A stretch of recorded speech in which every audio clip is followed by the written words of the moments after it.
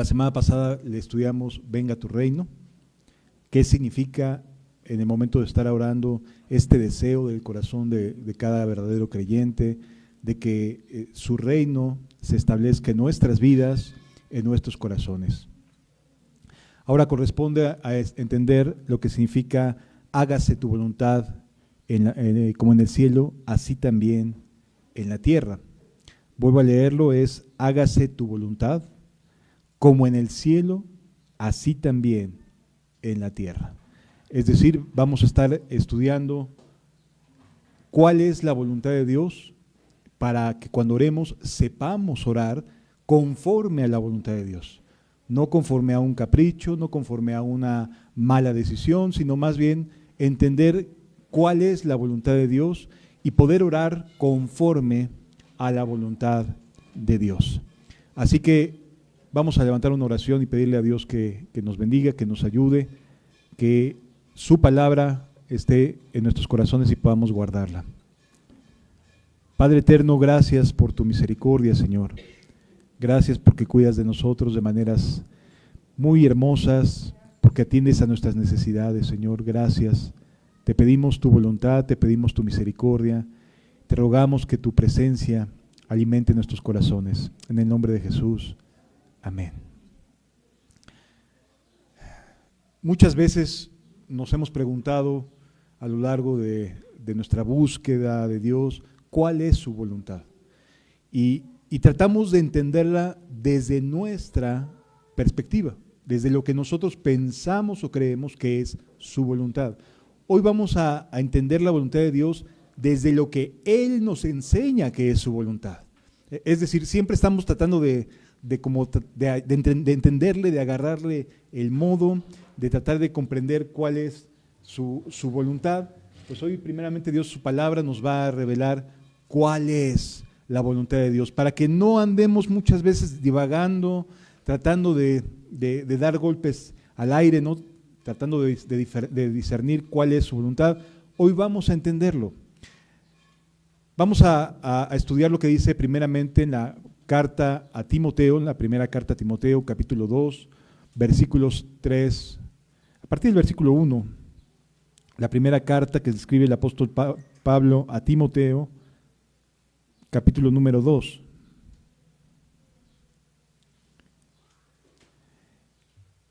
Dice desde el versículo 1, exhorto ante todo, es decir, está animando, está alentando, está exhortando el apóstol Pablo, ante todo, a que se hagan rogativas, es decir, que se ore, que se ruegue, oraciones, peticiones y acciones de gracias. Recordemos que estamos en el entorno de la oración y este es parte del anhelo del apóstol Pablo de transmitirnos cómo debemos de orar. Y dice, hagan rogativas, o sea, rueguen, oren, pidan y den gracias por todos los hombres. Es muy extraño porque muchas veces creemos que solamente quienes a lo mejor han hecho algún bien a nuestras vidas les podemos desear un bien. Y la realidad es que no, el cristiano más bien para ser misericordioso con los demás, como nos enseña el propio Evangelio de Mateo, en el capítulo 6, nos dice que si queremos ser hijos de Dios, en Lucas dice, si queremos ser misericordiosos, aprendamos a no devolver mal por mal, a que si te dan una bofetada de un lado, pongas la otra. Eso es aprender a ser misericordiosos, eso es aprender a ser bondadosos con la gente, a no devolver el mal con otro mal, ¿sí? Y de esa manera, la propia Escritura nos dice que para que seamos hijos del Dios nuestro, de nuestro Padre que está en los cielos. Así que la oración a favor de quienes no lo merecen debe ser parte de nuestra continua petición. Por eso dice, exhorto ante todo a que se hagan rogativas, oraciones, peticiones y acciones de gracias por todos los hombres. No hay forma de poder explicar de una manera diferente, con un sinónimo cuando dice por todos los hombres. O sea, todos los hombres son todos, buenos y malos, por todos los hombres. ¿Por qué Dios pediría que hiciéramos una oración por una persona que a lo mejor no quiere, no le interesa saber nada de Dios? No le interesa, no está en su corazón saber algo de Cristo. ¿Por qué tendría el apóstol Pablo que pedirnos que oremos, que roguemos, que demos gracias por todos los hombres? Continúa el versículo número 2. Por los reyes y por todos los que están en eminencia. Ah, caray, ¿tengo que pedir por los gobiernos? Sí, también hay que pedir por los quienes están puestos en lugares de autoridad, por los jueces, por los magistrados, por el gobierno, independientemente de que si alguien tenga alguna expresión política o no, el cristiano ora por sus autoridades, ora por quienes están en el gobierno, no para que continúe necesariamente en el gobierno, no es algo personal, es algo que tiene un propósito. Fíjense lo que dice, para que vivamos, ¿cómo? Quieta y reposadamente en toda piedad y honestidad. ¿Por qué el cristiano oraría por alguien que está en el gobierno, aunque éste pueda ser alguien que no dé evidencias de tener honestidad? Porque quienes sí queremos honestidad y quienes sí queremos vivir en paz, reposadamente, quietamente, somos nosotros. Así que pedimos por ellos para que ellos nos dejen en paz. ¿Sí me explicó? O sea, no es pedir por el tipo de pensamiento político, etcétera, es para que nos dejen vivir nuestro cristianismo en paz, ¿sí? Para que podamos hacer las cosas conforme a la voluntad de Dios. Así que nuestras oraciones por quienes están en autoridades, Señor, ayúdale, dale sabiduría, que se le abra la luz en su cabecita, para que en medio de todas las cosas por las cuales está gobernando, haya paz para los cristianos, que encuentre el cristianismo una tranquilidad en su entorno. ¿De acuerdo? ¿Qué más nos dice la Escritura? Nos dice, porque esto es bueno y agradable delante de Dios, nuestro Salvador. Porque esto es bueno y agradable, dice la Escritura. Es importante poderlo entender. ¿Por qué razón? Porque esto es bueno y agradable. Esto es independiente de la cuestión política, de la cuestión de quién esté gobernando o no, si estamos de acuerdo o no con sus políticas. No tiene nada que ver. Podemos tener a favor o en contra algo de algún partido político, de alguna posición política. No tiene que ver con eso. Tiene que ver con que lo bueno y agradable delante de Dios es que oremos por todos los hombres y también por las autoridades y por quienes también nos persiguen. Necesitamos aprender a orar por todos los hombres. ¿Sí? ¿Para qué? Para que podamos vivir quieta y sosegadamente, porque esto es bueno y agradable delante de Dios nuestro Salvador. Versículo 4, el cual quiere, fíjense lo que está diciendo y cuál es el contexto, el cual quiere. ¿Por qué vamos a levantar nuestros ruegos? ¿Por qué vamos a orar? ¿Por qué vamos a pedir? ¿Por qué vamos a dar gracias? Porque Dios quiere, porque esto agrada a Dios. ¿Y por qué agrada a Dios? Porque quiere que todos los hombres sean salvos y vengan al conocimiento de la verdad. ¿Por qué intercedemos? ¿Por qué ora el cristiano? Porque tiene conciencia, tiene una convicción en su corazón. Dios quiere que todos los hombres sean salvos y vengan al conocimiento de la verdad. Por eso oramos, por eso pedimos. Así que cuando estamos en oración de manera personal, cuando oramos colectivamente en la iglesia, en alguna reunión de oración, y entra dentro de lo que oramos la petición a Dios de que los hombres, de quienes asisten a la congregación, de que todo mundo pueda conocer a Dios, eso es bueno y agradable delante de Dios. Cuando ores, en tu oración, tiene que haber en tu corazón esta convicción. Porque de otra manera, ¿cómo vas a orar? ¿Cómo puedes orar por una persona que crees que no merece, o que no es apta, o que no puede, o que no quiere conocer de Dios? Aquí la Biblia no me está diciendo si él quiere o no quiere. A mí me está diciendo, ora por él. No, es que no quiere saber nada de ti, ora por él. Es que se ha puesto bien rebelde, etcétera. Ora por él. A mí no me interesa la opinión de quien vaya a recibir esa bendición de ser salvado. Dios a mí me pide que ore, y que ore con una seguridad. Dios no quiere que los hombres el cual quiere que todos los hombres sean salvos y vengan al conocimiento de la verdad. Porque hay un solo Dios y un solo mediador entre Dios y los hombres, Jesucristo, hombre. ¿Por qué pedimos? Porque la gente necesita del único mediador. Porque no existe otra manera de entrar en el cielo que no sea a través de Jesucristo. Porque solo Él es el único mediador entre Dios y nosotros. Porque si no exponemos a Jesús, si no hablamos de Jesús, si no levantamos nuestras oraciones pidiéndole a Dios que la gente se vuelva a Él, ¿cómo entrará en el reino de los cielos? ¿Cómo podrá ser una buena persona alguien que no puede serlo naturalmente? Requiere de volver a nacer, requiere de una nueva forma de vida. Por lo tanto, amados, la voluntad de Dios para tu vida es que ores por todos los hombres para que vengan al conocimiento de Dios. Y si alguien no lo hace por las razones que parezcan correctas y decide no hacerlo porque le parece que es justo, porque le parece que solo Dios tiene esa decisión, cuando aquí la Biblia me está diciendo que es voluntad de Dios, entonces si yo dejo de orar como Dios me lo pide, estoy pecando contra Dios. Estoy dejando de hacer su voluntad porque a mí me parece que no debo de orar por fulano de tal, por sultano de tal, porque es un vago, porque es una persona que no lo merece, porque se ha portado de re mal, etcétera, etcétera. A ver, no es una decisión tuya. No te puedes sentar en una silla juzgando a los demás cuando Dios nos expresa que su voluntad es ponte a orar. Ora porque todos los hombres sean salvados. ¿Sabemos que no todos lo serán? No, pero eso no me involucra a mí. Eso es una cuestión entre Dios y cada ser humano.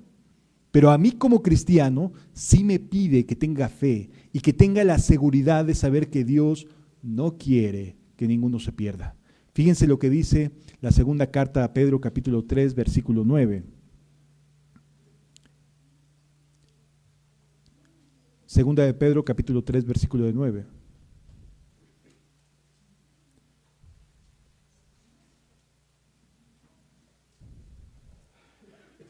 No queriendo que ninguno ¿qué? Perezca, sino que todos procedan ¿a qué? Al arrepentimiento. Porque Dios no retarda su promesa como algunos la tienen por tardanza. El apóstol Pedro está hablando de la segunda venida de Cristo. Y lo que nos está diciendo es que Dios no retarda su promesa. Algunos pueden creer que sí. Y ya han pasado 2000 años. No es que hayan pasado 2000 años y Dios no quiera venir. Es que está deteniendo su regreso con un propósito. No quiere que tú te pierdas. No queriendo que ninguno perezca, sino que todos procedan ¿a qué? Al arrepentimiento. Dios no desea que ninguno se pierda, sino que todos procedan al arrepentimiento. Y si lo juntamos con la expresión que acabamos de leer en 1 Timoteo capítulo 2, entonces entendemos que Dios quiere que todos los hombres sean salvos y vengan al conocimiento de la verdad. Porque no quiere que ninguno perezca, sino que todos procedan ¿a qué? Al arrepentimiento. ¿Solo algunos? No, todos. Y por eso me pide orar. Y a mí no me está pidiendo, oye, tú debes de pensar de esta manera porque Dios no a todos va a salvar de la misma manera. No tiene nada que ver con eso. Lo que me está pidiendo a mí la Biblia, lo que me está diciendo que es la expresión de su voluntad es que sí ore. Y que sí ore pensando de esta manera. Dios quiere que todos los hombres sean salvos y vengan al conocimiento de la verdad. Su voluntad cuando ores es esta. Dios quiere que todos los hombres sean salvos y vengan al conocimiento de su verdad. Porque no quiere que ninguno perezca, sino que todos procedan al arrepentimiento. ¿Por qué estamos hoy reunidos en un día domingo? ¿Por qué predicamos? Vamos a regresar a lo que dice la primera carta a Timoteo, capítulo 2, Vamos a leer ahora a partir del versículo 5 en adelante. Dice, porque hay un solo Dios y un solo mediador entre Dios y los hombres, Jesucristo hombre, el cual se dio a sí mismo en rescate por algunos. ¿Dice así? ¿Por un grupo específico pequeño? ¿Por quién se dio en rescate? Por todos, de lo cual se dio testimonio a su debido tiempo. Es decir, Pablo ya había testificado que Dios quiere que todos los hombres sean salvos, que no quiere que ninguno se arrepienta, que ninguno perezca, sino que todos procedan al arrepentimiento. Y luego dice que el mediador entre Dios y los hombres, que es Jesucristo, se dio a sí mismo en rescate por todos, de lo cual se dio testimonio a su debido tiempo. O sea, es parte de la enseñanza de Pablo, enseñar, es parte de su doctrina, es parte de su teología, enseñar que Dios dio a su Hijo en rescate de todos. El Evangelio es universal. Sí. Continúa diciendo, por esto yo fui constituido predicador y apóstol. O sea, ¿por qué Pablo fue constituido predicador y apóstol? Para anunciar el Evangelio a unos pocos. No, a todos los hombres. Él fue constituido y él en su mente sabe y está convencido de que ha sido puesto por Dios para ser predicador y apóstol para todos los hombres. Digo verdad en Cristo, no miento, y maestro de los gentiles en fe y verdad. Sí. Entonces, ¿qué nos está expresando aquí la voluntad de Dios? Que Dios es un Dios que quiere que los hombres se salven.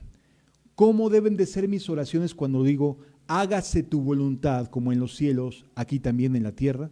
Deseando esto mismo que desea Dios. Si Dios me expresa en su palabra, este es mi deseo para con todos los hombres, y yo entro en mi oración, cerrada la puerta detrás de mí, a orar, ¿cómo voy a pedir conforme a su voluntad? Pidiendo por la salvación de todos los hombres. ¿Sí lo vamos entendiendo, amados? Es parte de las convicciones del cristiano. No puede haber un cristiano que esté pecando, que esté ofendiendo a Dios sin entender esto. Dios quiere que todos los hombres sean salvos. Fíjense lo que nos dice el Evangelio de Juan, capítulo 6, versículo 4.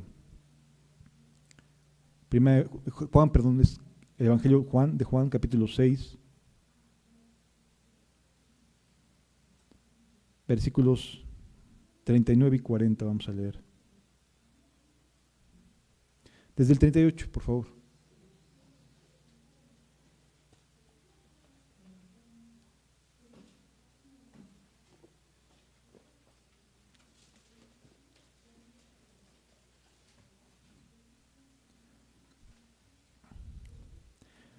Porque he descendido del cielo, dice Dios, porque he descendido del cielo no para hacer mi voluntad, sino la voluntad del que me envió.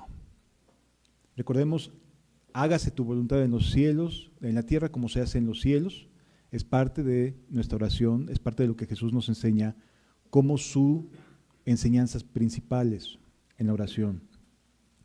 Y esta es la voluntad del Padre que me envió, que de todo lo que Él me diere no pierda yo nada, sino que lo resucite en el día postrero. Es decir, que Jesús está trabajando para que no se pierda ninguno de los que han creído en Él. La voluntad del Padre es para que permanezcan aquellos que hemos creído en Él. Está trabajando en ello. Sí, está trabajando en ello. Hay una enseñanza que habla acerca de que no corre riesgo nuestra convicción de ser salvados, de ser salvos. Que no, salvo siempre salvo. No es cierto. Aquí Jesús mismo está luchando para que nadie se pierda. Es voluntad de Dios que le encarga a Cristo que esté peleando, que esté buscando que ninguno se pierda, sino que lo resucite en el día postrero. Versículo número 40. Y esta es la voluntad del que me ha enviado. Esta es la voluntad del que me ha enviado. Que todo aquel que ve al Hijo y cree en Él, tenga vida eterna. La voluntad de Dios para contigo es salvarte, que todos los hombres sean salvos y vengan al conocimiento de la verdad. ¿Para qué? Para que tengamos vida eterna.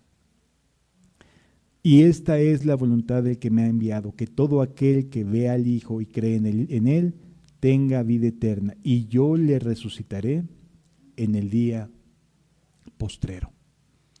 Qué hermosas promesas.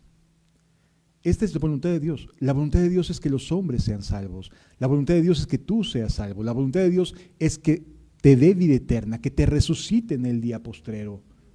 Esa es la voluntad de Dios. Cuando tú ores y metas tu corazón en oración, ruégale a Dios y dile así: Señor, por favor, es tu voluntad, entiendo que es tu voluntad que salves a fulano de tal y que le des vida eterna y lo resucites en el día postrero. Es tu voluntad.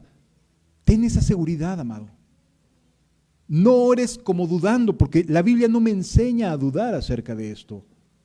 No me enseña que tenga dudas acerca de, ¿querrá Dios que sea salvo fulano de tal o no? ¿Será que Dios quiera que tal o cual persona se salve?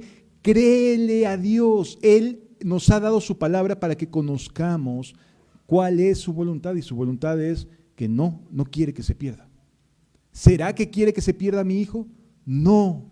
¿Será que quiere que se pierda mi padre? No. ¿Será que quiere? No. La voluntad de Dios es que quiere que todos los hombres sean salvos y vengan al conocimiento de la verdad. Si no lo creen, decisión de cada uno. Pero entonces, ¿cómo oras por los demás? Si alguien decide no creer que Dios tiene buena voluntad para con los que no están caminando en Cristo, ¿cómo le haces para orar? ¿Cómo puedes levantar la voz si no sabes si Dios querrá o no querrá salvarlos? Ya nos está enseñando que sí quiere salvarlos. Así que cuando ores, ten la seguridad: Dios quiere que mi hijo sea salvo. Dios lo desea. Dios quiere que mi nieto sea salvo. Dios quiere que mi nieta sea salvo. Es decir, Él desea que todos los hombres sean salvados. Así que de esta manera entendamos que orar con esta convicción es orar conforme a la voluntad de Dios. ¿Sí lo vamos entendiendo, amados? La palabra de Dios es bastante clara al respecto. ¿Qué otra cosa nos enseña la Biblia que es su voluntad? Ya entendimos que su voluntad de Dios es que seamos salvos, que nos dé vida eterna, que nos resucite en el día postrero. Esa es voluntad de Dios para con cada uno de nosotros. No podemos hacerlo por nosotros mismos. Jesús vino como el verdadero mediador entre Dios y los hombres, ¿sí? Solo a través de Él podemos ser verdaderamente salvados. Pero ¿qué más nos dice acerca de nuestra vida, de lo que Dios quiere para cada uno de nosotros?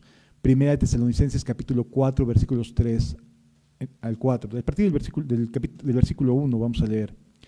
Primera de Tesalonicenses capítulo 4.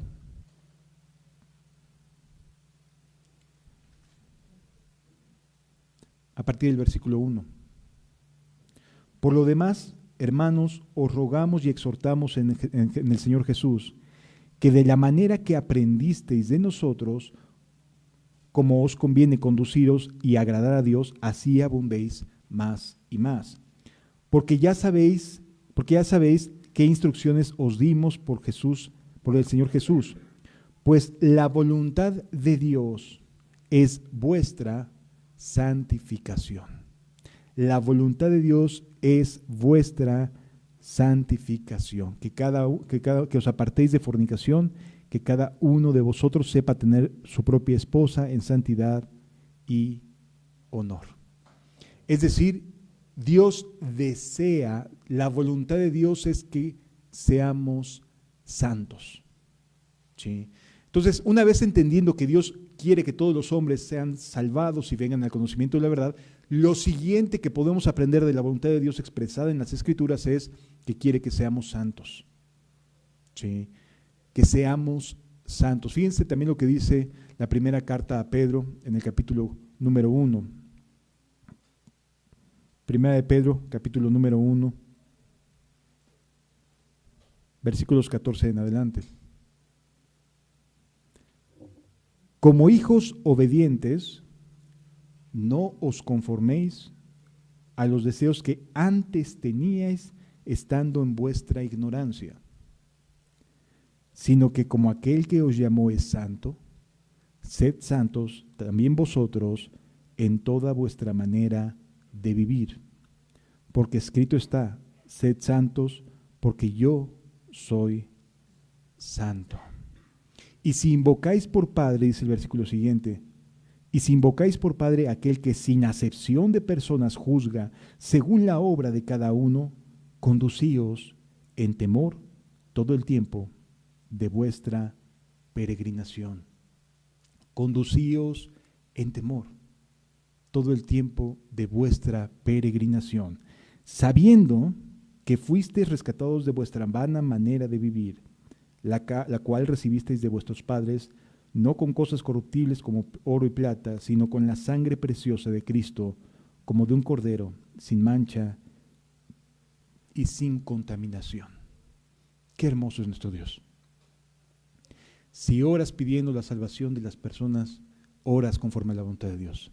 Si te santificas y pides santidad en tu oración, oras conforme a la voluntad de Dios. Hágase la voluntad del Padre en la tierra como se hace también en los cielos. Es esto que nos está enseñando.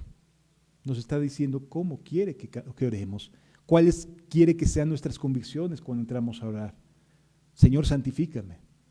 Señor, santifica y salva a fulano de tal. También santifícame a mí. Es voluntad de Dios que caminemos en santidad. ¿Sí? No que estemos aventurándonos a tratar de caminar conforme a nuestra moral, conforme a nuestras opiniones. No, amado. Entendamos, el camino del cristiano es conforme a las Escrituras, no conforme a nuestras opiniones. Y la Biblia me enseña cuál es la voluntad de Dios. Tú puedes buscar ahí en la Biblia la voluntad de Dios para con nosotros y te van a aparecer estos textos. Es decir, es así. La voluntad de Dios es así. No necesitamos andar tratando de hilar ideas y demás. Es la voluntad de Dios.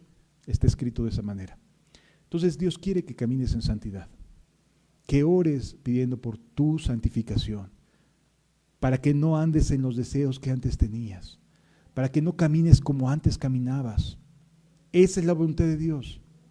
¿Quieres acercarte a Dios? Está bien, pero tienes que saber cuál es su voluntad acerca de cada uno de nosotros. ¿De acuerdo? ¿Qué más nos dice la Escritura? La voluntad de Dios es que hagamos el bien. Podemos llamarlo que es el tercer punto a considerar. Ya hablamos que Dios quiere la salvación de todos los hombres. Ya hablamos y entendemos que Dios quiere, que es su voluntad, nuestra santificación. Dios quiere, como tercer punto, que hagamos el bien. Primera carta a Pedro, capítulo 2, versículos 15 en adelante.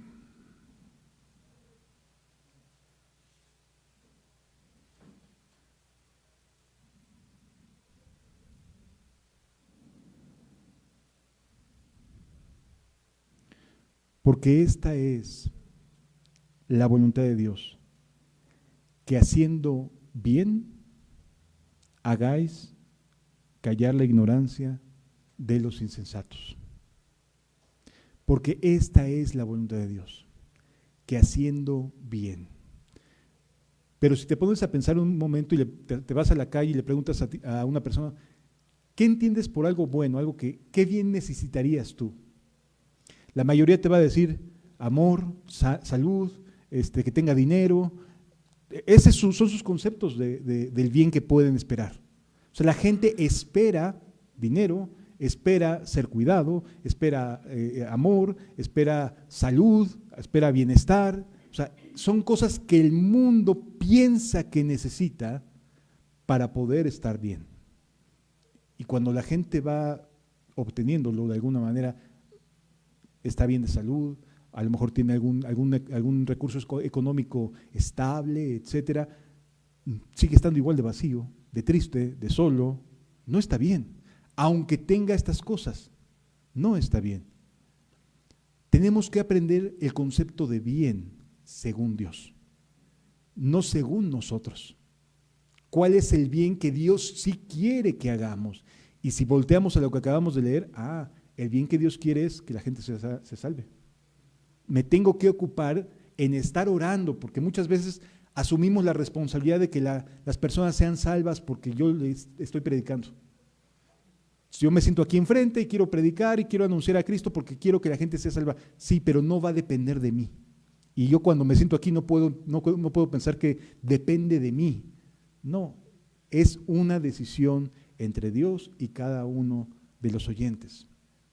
No puedo asumirme yo como responsable de que la gente cambie en Cristo o no cambie. Sí me doy a entender. ¿Cuál es el bien que Él me pide? Ora. Eso sí me lo pide. Ora sabiendo que todos los hombres, Dios quiere que todos los hombres sean salvos y vengan al conocimiento de la verdad. Mi oración es mi primera responsabilidad para con los humanos. Antes que cualquier otra idea, mi oración es mi primera carga de responsabilidad para con mis hijos.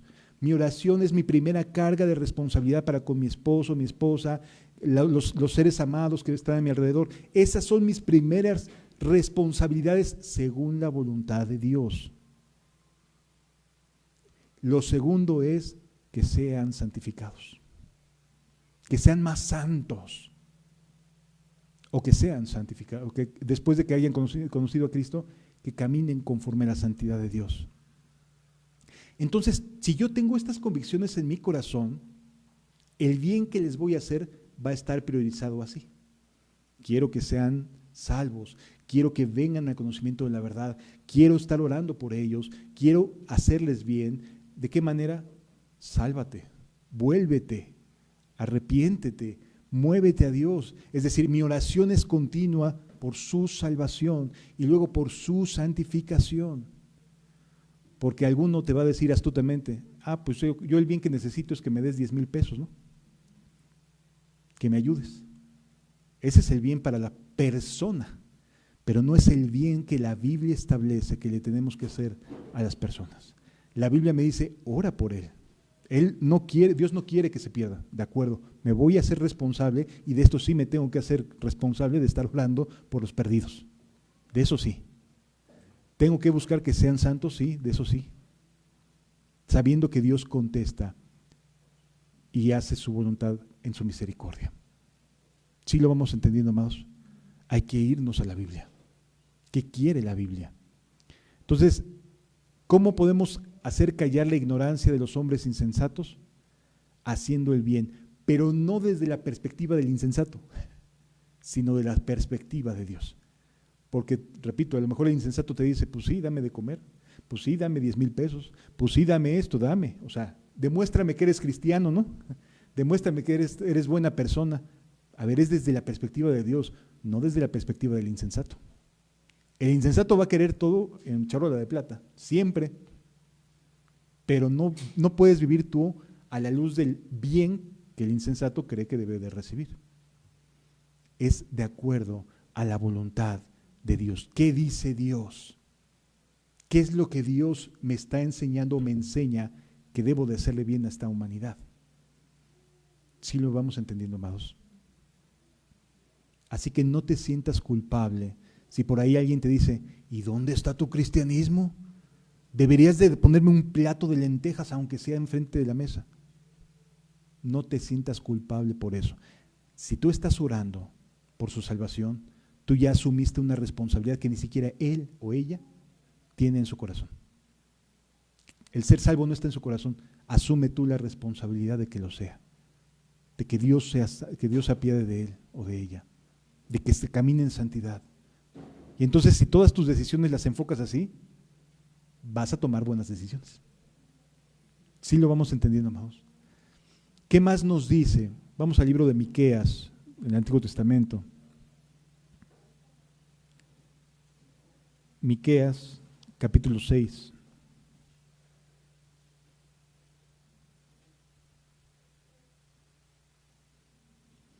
Versículo 8, por favor.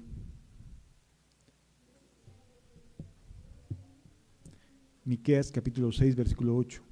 Dice: oh hombre, Él te ha declarado lo que es bueno y lo que pide Él de ti. Hacer justicia y amar misericordia y humillarte ante tu Dios. 3 cosas que son voluntad de Dios. Amar, hacer justicia. O sea, que las cosas que hagamos, que las cosas que decidamos no sean emocionales, sino que sean justas. Que no sean necesariamente emotivas, pero que sí sean justas, que glorifiquen el nombre de Dios. Sí. Somos muy dados a dejarnos llevar por la emoción. Pensamos y romantizamos mucho acerca de la fe cristiana. Ay, es que si yo hubiera estado en los tiempos de tal o cual apóstol, ay, es que si yo hubiera estado en la época de los romanos, no, yo no me rajaba, yo me iba hasta el final. Es muy fácil romantizar cuando no tienes realmente de frente una situación de vida o muerte. Es muy fácil hacerlo. Pero cuando por causa de la fe conlleva riesgos reales de morir, ahí sí se demuestra qué tan cercano soy verdaderamente a mi fe. Porque todos, mientras nos está yendo bien, no tenemos bronca. Podemos ser creyentes. Pero si las cosas cambian, si te enfrentas a tener que decidir entre lo que te ofrece el mundo, que te va a mejorar la vida, y lo que te ofrece el caminar con Dios, puede ser que termines en una dirección u otra. ¿Sí me explico? Pongo un ejemplo en primera persona que a mí me pasó. Hace ya más de una década, cuando vivía en la ciudad de Coatzacoalcos, yo trabajaba, y sigo trabajando, gracias a Dios, en la Secretaría de Comunicaciones y Transportes. Y estando allá en Coatzacoalcos, resulta que llegó como capitán de puerto, que es el que deja entrar o salir todos los barcos, llega un conocido de la familia. No sabíamos que estaba ahí, pero llega un conocido de la familia, muy cercano a mi papá. Y lo fuimos a saludar y lo fuimos a ver, etcétera, etcétera. Y cuando se enteró de que yo trabajaba dentro de la misma estructura de la Secretaría, me quiso jalar a trabajar como su mano derecha de capitán de puerto.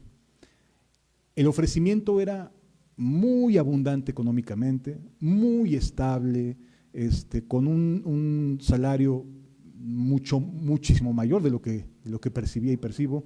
Es decir, tenía ante mis ojos la oportunidad de poder entrar en una vida desahogada, en una vida mucho más fluida económicamente, sin andar con escasez, etcétera, etcétera. El único requisito que me pedía el capitán era lealtad, viera lo que viera. Y ahí dije, no, no, o sea, puede sonar muy bien, puede ahorrarme un montón de cuestiones y de aflicciones económicas, pero quién sabe qué cosas pasarán por ese puerto que me está diciendo que me voltee a otro lado, o que no diga nada. Y dije, no, porque yo no estoy aquí para hacerme rico. Estoy aquí para llevar el evangelio. Y entonces, en ese momento se hubo la molestia, hubo el enojo, estoy desperdiciando una oportunidad, etcétera, etcétera. Pero Dios es misericordioso y Dios no me ha abandonado en ningún momento, a pesar de la escasez, a pesar de las angustias, a pesar de todo lo que pueda hacer, no te abandonará, no te va a dejar, porque siempre será fiel en su misericordia y en su buena voluntad. ¿Sí? Pero oportunidades para hacer lo malo y para desahogarte y hacer cosas que pueden beneficiarte económicamente va a haber muchas. Santificación, santidad. Cualquiera diría, bueno, pues mientras no te metas en problemas, ¿no? Pero a mí moralmente no me lo permitía mi conciencia voltear hacia otro lado cuando veía que estuvieran haciendo cosas ilícitas. Sí. Por eso dije, no, gracias, hasta aquí, hijo. No me interesa ser mano derecha de nadie. Prefiero ser mano derecha de Dios. Y entonces se toman decisiones y se asumen consecuencias. Sí. ¿Qué puse por delante? La salvación de los hombres, mi santificación, el ser justo, ser misericordioso. Dice, oh hombre, Él te ha declarado lo que es bueno y lo que pide Él de ti. Hacer justicia, amar misericordia y humillarte ante tu Dios. Estas son las cosas que Dios nos pide, amados. Ser justos. No le devuelvas el mal que recibes a otra persona con el mismo mal. No digas, me la hacen, me la pagan. No, no lo hagas. Sé misericordioso. ¿Cómo se aprende a hacer misericordia? ¿Cómo se aprende a ser compasivo con los demás? Fíjense lo que nos dice el propio Evangelio de Mateo, capítulo número 6. Mateo capítulo 6.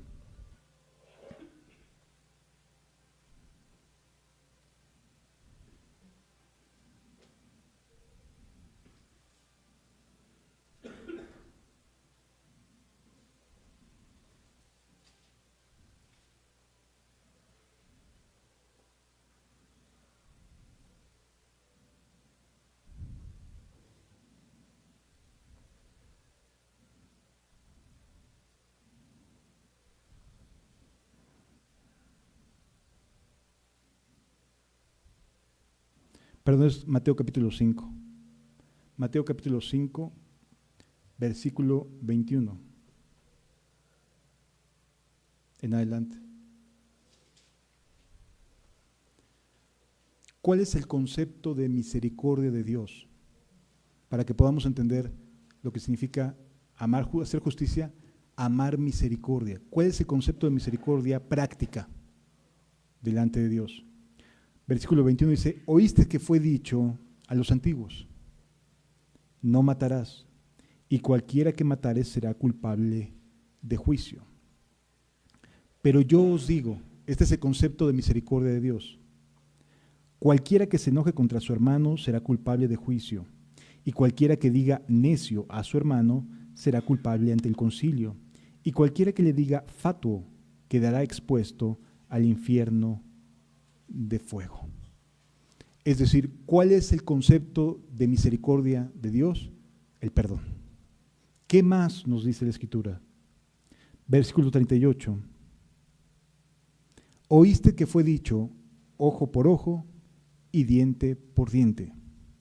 Pero yo os digo, no resistáis al que es malo. Antes, a cualquiera que te hiera en la mejilla derecha, vuélvele también la otra.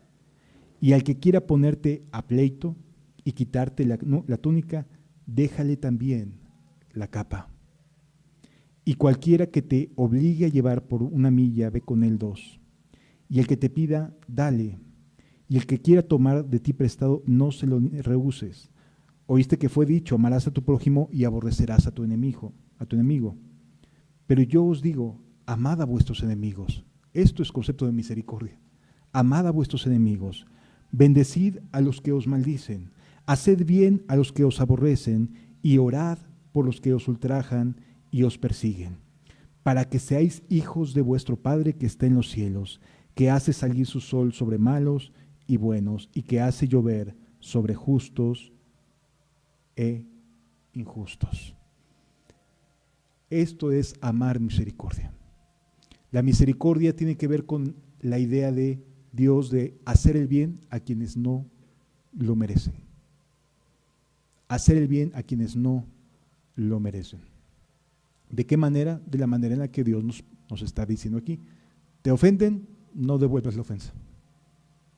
¿Podrías hacerlo? Sí, puedes hacerlo. ¿Puedes generarle un daño a quien te hace daño? Sí. Hay quienes hasta planifican, ¿no? Planean. Dice, me la hiciste, te la guardo. Aquí la ponemos, la guardamos y después, cuando tenga la oportunidad, la voy a sacar y te la voy a devolver. Pero la misericordia de Dios que me enseña a perdonar. Y entonces yo no voy a devolver mal por otro mal. No voy a causarle un daño a quien me hace un daño, porque soy hijo de Dios. No soy hijo de este mundo. Este mundo sí, soy hijo de Dios. Y Él es misericordioso con los buenos y con los malos. Así que mi deber como creyente es que si me hacen algún daño, no genero un daño. No devuelvo mal con otro mal. Hago el bien que me viene a la mano hacer, guardando siempre el orar por los demás y la santificación personal. Sí. Si alguien te pide 10,000 pesos y tú nada más tienes 100, pues dale 100 y se acabó. O sea, no estás obligado a ir más allá de tus fuerzas. No estás obligado. No estás obligado a comprometerte a hacer cosas que no te da tu capacidad de hacer. ¿A qué sí estás obligado? A orar por su salvación, orar por tu santificación, a buscar hacerle bien, a hacer cosas justas delante de los hombres y delante de Dios. A eso estamos llamados. Continúa diciendo, y humillarte ante tu Dios. ¿Cómo te humillas ante Dios? ¿Cómo se humilla una persona? Reconociendo su dependencia, reconociendo su necesidad. Humillarse quiere decirle a Dios, yo no tengo nada que ofrecerte. No tengo nada bueno que ofrecerte. Mis capacidades no son mías, tú me las diste. Si tengo alguna habilidad, a lo mejor para hacer cosas de manualidades, es Él quien las dio, no soy yo. Yo no pedí tener facilidad para esto o para aquello. Y así es humillarte, es decirle, Señor, ¿qué tengo que no haya recibido? ¿Qué tengo que no haya recibido? Así que la voluntad de Dios es que hagamos el bien. ¿Sí? ¿Qué más nos dice la Escritura? Y esto es algo que muchas veces lo pasamos por alto. La gratitud y el gozo. La gratitud y el gozo es parte de la voluntad de Dios para nuestras vidas, amados. Fíjense lo que dice 1 de Tesalonicenses capítulo 5. 1 de Tesalonicenses capítulo 5.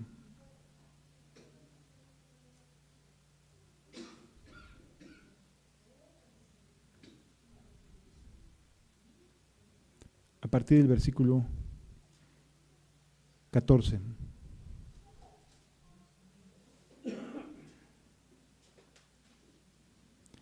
También os rogamos, hermanos, que amonestéis a quienes, a los ociosos. O sea, no los apapaches, sino repréndelos. ¿Qué era esta ociosidad? Era que no estaban trabajando. Personas que no estaban trabajando. Repréndelos. Sí nos llamó a trabajar. También os rogamos, hermanos, que amonestéis a los ociosos, que alentéis a los de poco ánimo, que sostengáis a los débiles, que seáis pacientes para con todos. Uy, ¿todo esto es parte de la voluntad de Dios? Sí, es parte de la voluntad de Dios. Aprender a ser paciente, aprender a soportar al débil, a sostener a los débiles, a ser pacientes para con todos, alentar a los de poco ánimo. ¿Sí? Todo esto es parte de ser cristiano, es parte de la voluntad de Dios. Versículo 15, mirad que ninguno pague a otro mal por mal. No podemos devolver un mal con otro mal. ¿Qué nos dice la Biblia? Antes seguid siempre lo bueno unos para con otros y para con todos. ¿Por qué hace esta expresión el apóstol Pablo? Porque primero está hablándoles a creyentes, unos para con otros y para con todos. Y luego dice, estad siempre ¿qué? Hay gente que parece que los domingos dicen, ay, ya llegó otro domingo. Y no se pone gozoso, no le da gozo que está el domingo. Ay, es que me queda más lejos ir hasta la cebada que ir ahí a ganaderos. Pues sí, pero estad siempre gozosos, es parte de nuestro mandamiento. ¿Sí? Estad siempre gozosos, orad sin cesar, dad gracias en todo, porque esto es la voluntad de Dios para con vosotros en Cristo Jesús. La voluntad de Dios es que ores. La voluntad de Dios es que seas paciente para con todos. La voluntad de Dios es que estés siempre gozoso. Ojo, y esto es importante entenderlo. Gozoso no tiene que ver con un estado necesariamente emocional. Yo no creo que las que son mamás, lo sabrán, que hayan sentido una emoción enorme cuando estaban pariendo, estaban dando a luz. O a lo mejor cuando estaban les dijeron, va a ser cesárea. Ay, nanita, la inyección, ¿no? la que ponen en la espalda. No da gozo, no te sientes contento. O sea, si fuera por emoción, no son las mejores emociones esos instantes. Pero ¿qué tal cuando ya ves al bebé? Cuando ves a tu chiquito, a tu princesa, dices, ay, ¿qué me importa la agujota que se pone en la espalda, ¿no? O sea, estás cargando ya al que llevaste 9 meses dentro de tu pancita, perdón. Es decir, el gozo tiene que ver no con un estado emocional, sino con un fruto del bien recibido, de lo que recibimos de bien de parte de Dios, de lo bueno que ha sido Dios con nosotros. De eso proviene el gozo. No te vas a sentir contento cuando vas a estar afligido, no, pero cuando te pones a pensar y cambias tu mentalidad y dices, Señor, voy a recordar tus cosas, las cosas buenas que me has dado, ay, cambia completamente la inercia del pensamiento y entonces te gozas. Dices, ay, Señor, ¿en qué vasito de agua me estaba ahogando? Todo por dedicarle más tiempo del que debía a tal o cual pensamiento. No, Señor, estás aquí, estás conmigo, esforzaos y sed valientes, le dice a Josué. Y había estado con él todo el tiempo, pero le reitera a Dios, voy a estar contigo. O sea, ya había estado Dios, ¿cuánto tiempo con Josué? Un montón. Pero se lo reitera a Dios, voy a estar contigo. Y eso genera gozo, amado. Y que Dios te diga, sí, hasta aquí te traje, y sí, la has pasado mal, y sí, no ha sido un camino fácil, voy a seguir contigo. Voy a estar contigo. No tengas miedo. Solamente te pido que te esfuerces y seas valiente. Porque esta vida de la voluntad de Dios, cuesta trabajo perdonar. Porque piensas que la gente te hace mal y dices, ay, es la persona. No, amado, no tenemos lucha contra carne y sangre. Los hermanos se van a equivocar, nos podemos equivocar. Puedo decir una palabra en lugar de decir otra que debía de haber dicho. A lo mejor tenía una mejor expresión para decir algo y me equivoqué y dijo una palabra que no era lo suficientemente amplio para darme a entender. Somos muy limitados, de verdad que somos muy limitados. Pero hay que aprender a estar gozosos. Hay que aprender a valorar la bondad de Dios, porque de ahí proviene el estar contentos. Estad siempre gozosos, dad gracias en todo, porque es la voluntad de Dios para con vosotros en Cristo Jesús.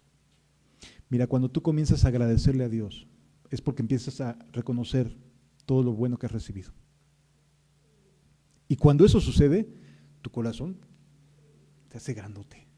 Y dices, ay, ¿dónde me estaba empantanando, Señor? ¿En qué me estaba clavando, Señor? Gracias, y empiezas a darle gracias por esto y gracias por aquello y gracias por mis hermanos. Sí, pero te falló fulano de tal, te falló fulanita de tal.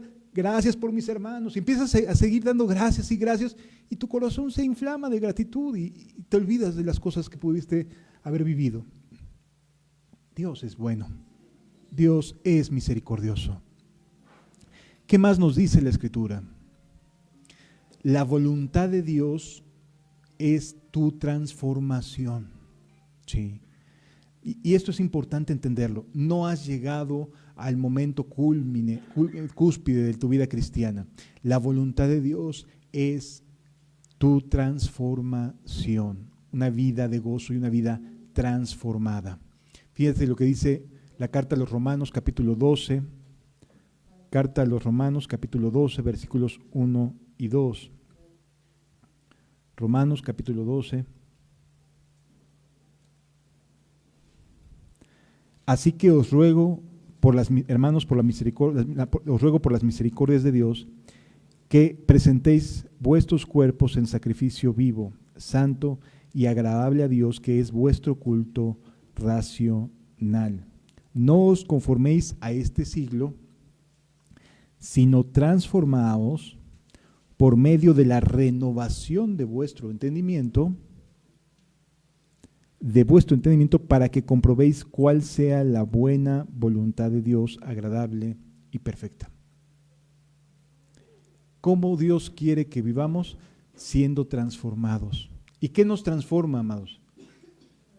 Las experiencias, el estar con Dios en las experiencias en las que tenemos que estar con Él.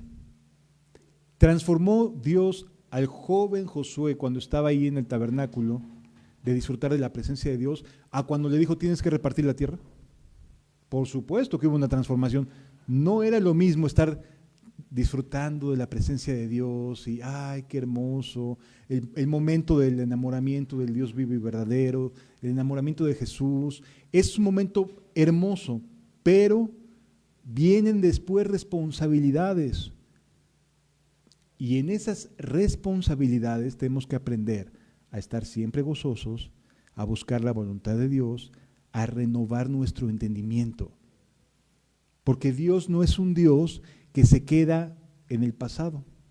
Dios es un Dios presente y futuro. Te va a cambiar, te va a mejorar la vida, te va a hacer más parecido a Cristo de lo que hoy puedes ser. Así que no puedes decir, es que yo me acuerdo que así era antes. Renovaos en el espíritu de vuestro entendimiento. ¿Para qué? Para que comprobéis cuál sea la voluntad de Dios. Con estos principios que estamos entendiendo, amados, cada vez que se presente una nueva experiencia, un nuevo desafío, si nos concentramos en estas convicciones que Dios ha puesto delante de nosotros, nos vamos a poder acercar muchísimo a la voluntad de Dios en cada detalle del día a día. ¿Sí? Si sabes cuál es la voluntad de Dios para contigo en ser santo, si sabes que la voluntad de Dios es que los hombres sean salvos, entonces vas a estar dispuesto a estar predicando todo el tiempo, porque sabes que Dios quiere que los hombres sean salvos. Por lo tanto, estás buscando todo el tiempo oportunidades para compartir las buenas nuevas, para orar por las personas, para santificarte, para ser justo, misericordioso y para vivir humillado ante Dios. Es decir, estos principios te van a ayudar a que te evites de un montón de confusiones en tus decisiones cotidianas. Si continúas bajo estas directrices, a ver, ¿esto que voy a hacer me hace más santo o menos santo? ¿Esto que me están pidiendo hacer me hace saber que soy más parecido al carácter de Cristo o no? ¿Soy más santo haciendo esto o menos santo? ¿Me parezco más a Cristo o me alejo más de Cristo? Son preguntas que debemos hacernos en cada decisión. ¿Lo que hago es justo delante de Dios primeramente? ¿Es justo delante de mi prójimo? Porque a veces podemos decir cosas que son justas con el prójimo y no son justas para con Dios. O sea, al prójimo le podemos decir, sí, yo te echo la mano. No voy a decir nada de lo que me vas a platicar, como el ejemplo que les ponía hace ratito. No voy a decir nada. Ah, sí. ¿Estás siendo justo para con él? Entre comillas. ¿Y Dios? ¿Dónde quedas en tu relación con Dios por querer quedar bien con el prójimo? Sí me doy a entender, amados. Nuestra prioridad es nuestra relación con Dios. Delante de Él es el quien vamos a dar cuentas, no delante del jefe, no delante de mamá, de papá, de hermano, de hermana, delante de Dios. Así que primero tengo que preguntarle a Él cuál es su voluntad, si me hace más santo, si me parezco más a Cristo, si es justo, si es misericordioso, si me humillo ante Dios. Sí lo vamos entendiendo. Estos principios son transformadores. ¿Qué más nos dice la Escritura? Y con esto vamos a terminar. Y es importante que lo entendamos. Nuestra transformación conlleva evidencias externas. ¿Transformar Dios nuestros corazones? Sí, pero se va a notar, va a ser notorio. Vamos a leer lo que Dios dice en el Evangelio de Mateo, capítulo 7. Mateo, capítulo 7.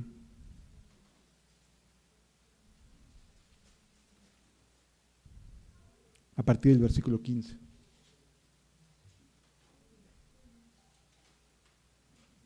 En adelante. Dice, guardaos de los falsos profetas. ¿Quién era un profeta? Era una persona que hablaba de parte de Dios. ¿Sí? ¿De quién es responsabilidad de guardarse? Nuestra. O sea, de cada cristiano.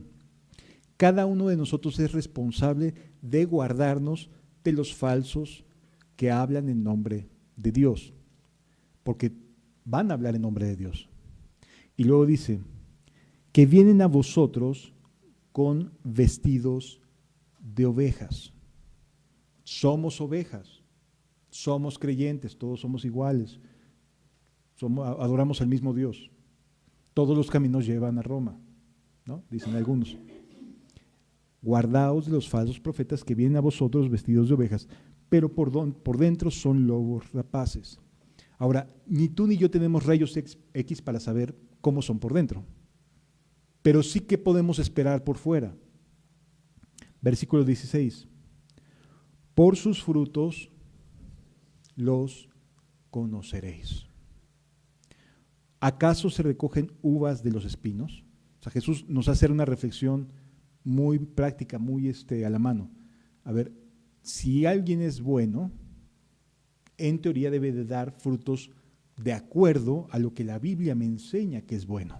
No algo que la gente dice que es bueno, sino algo que la Biblia me enseña que es bueno.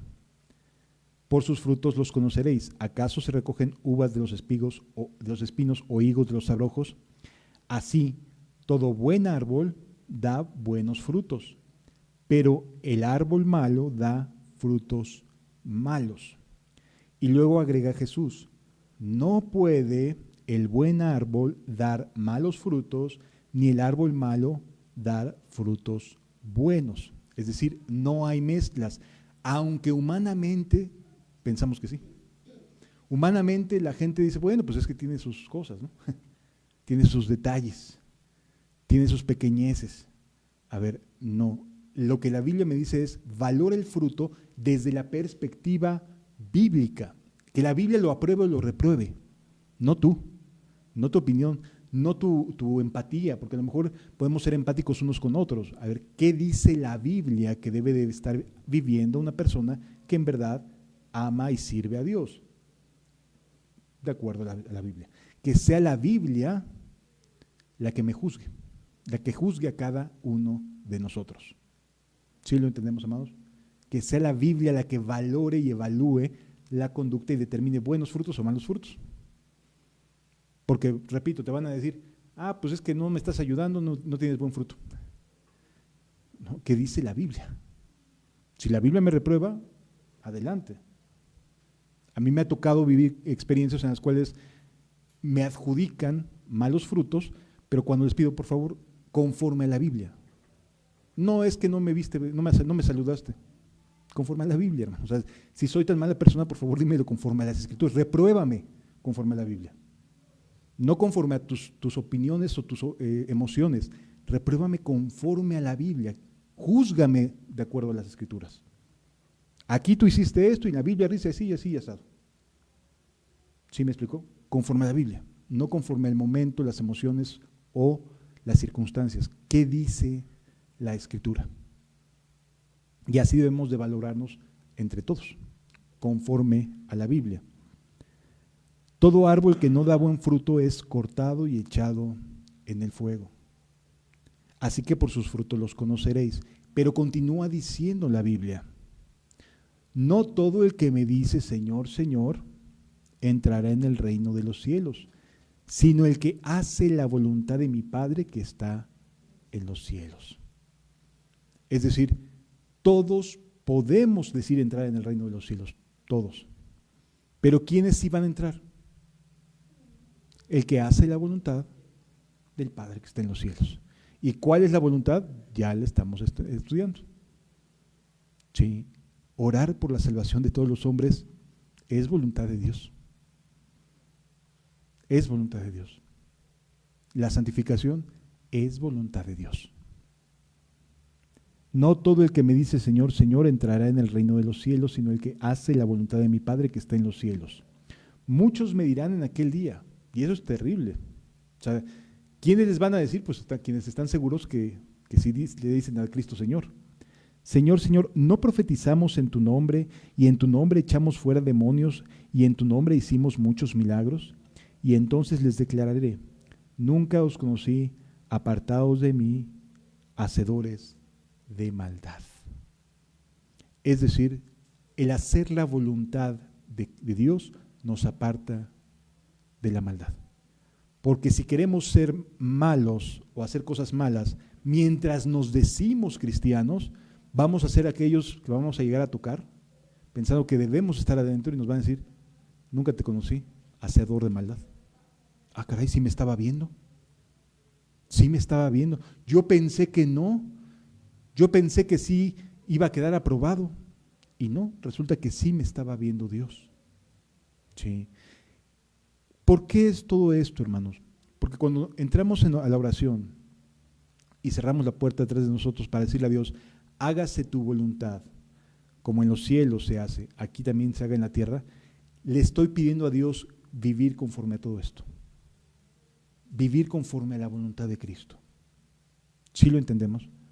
Es decir, cuando tú entres en oración y pidas, quiero hacer tu voluntad, Señor, entiende que su voluntad te va a transformar, que es orar por los perdidos, que es santificarte, que es ser justo, que es ser misericordioso, que es humillarte delante de tu Dios. O sea, todas estas cosas que estamos leyendo son parte de tus convicciones cuando dices a Dios, hágase tu voluntad como en los cielos, así también en la tierra.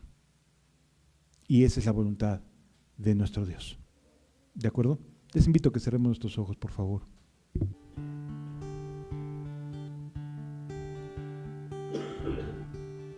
Gracias, Señor Jesús.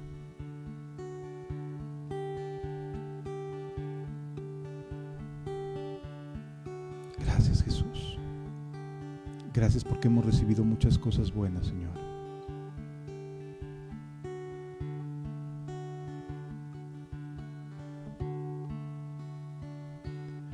Me ha mostrado el Señor lo que es bueno y lo que pide Él de mí, hacer justicia, misericordia y ser humilde ante Él.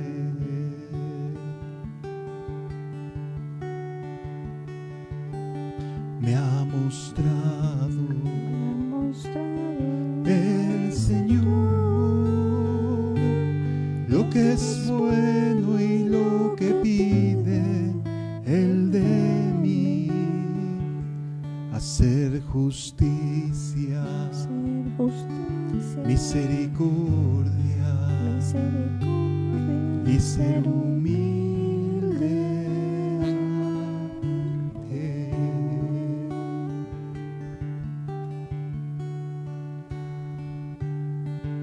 Gracias, Jesús.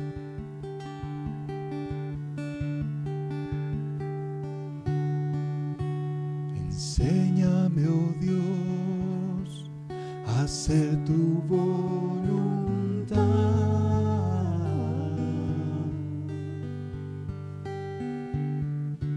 porque tú eres mi Dios, porque tú eres mi Dios, porque tú eres mi Señor.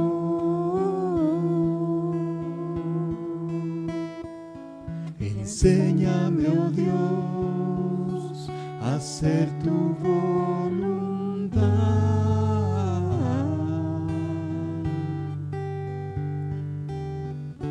porque tú eres mi Dios, porque tú eres mi Dios, porque tú eres mi Señor.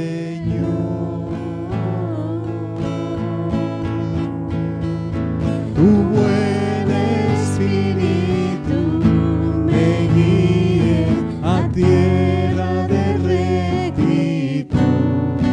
Por tu nombre, oh Jehová, vida me darás, vida me darás. Tu buen espíritu me guíe a tierra de rectitud, porque yo, oh Jehová, soy tu siervo. Enséñame, oh Dios, a hacer tu voluntad,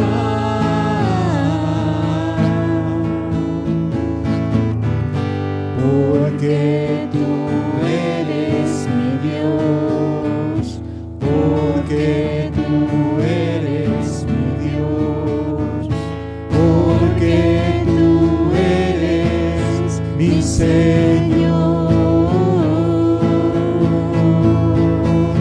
Tu buen espíritu me guíe a tierra de rectitud.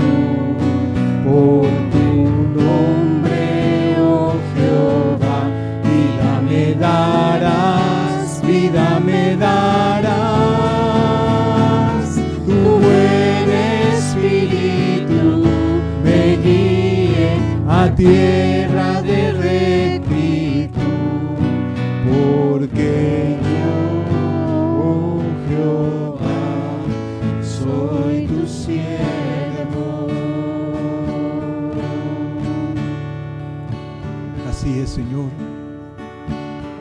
Ahora conocemos tu voluntad, Señor. Y como le decías a Josué, no te muevas de ella ni a derecha ni a izquierda. Gracias, Jesús. Gracias por tu amor, Señor. Gracias, Jesús.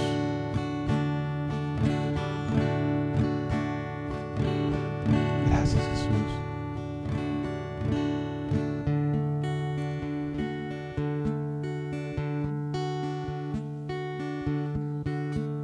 He decidido seguir al Cordero de Dios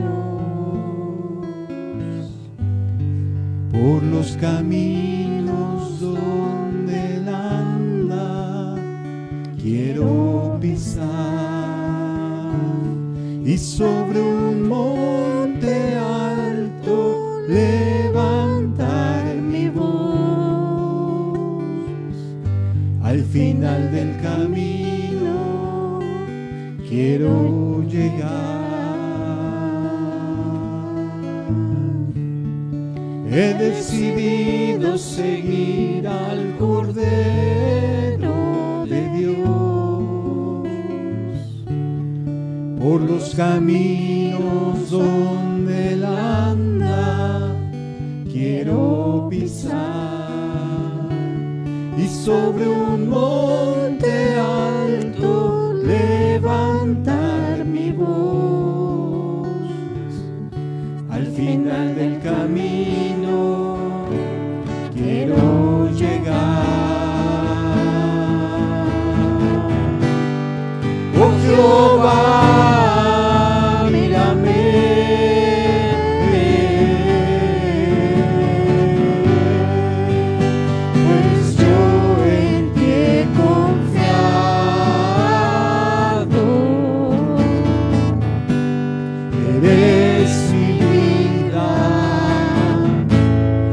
Eres mi fuerza, eres todo para mí, Jesús. He decidido seguir al Cordero de Dios por los caminos donde Él anda. Quiero sobre un monte alto levantar mi voz.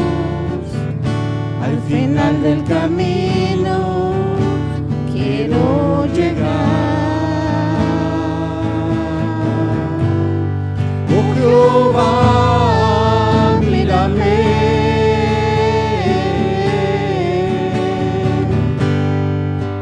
pues yo en ti he confiado.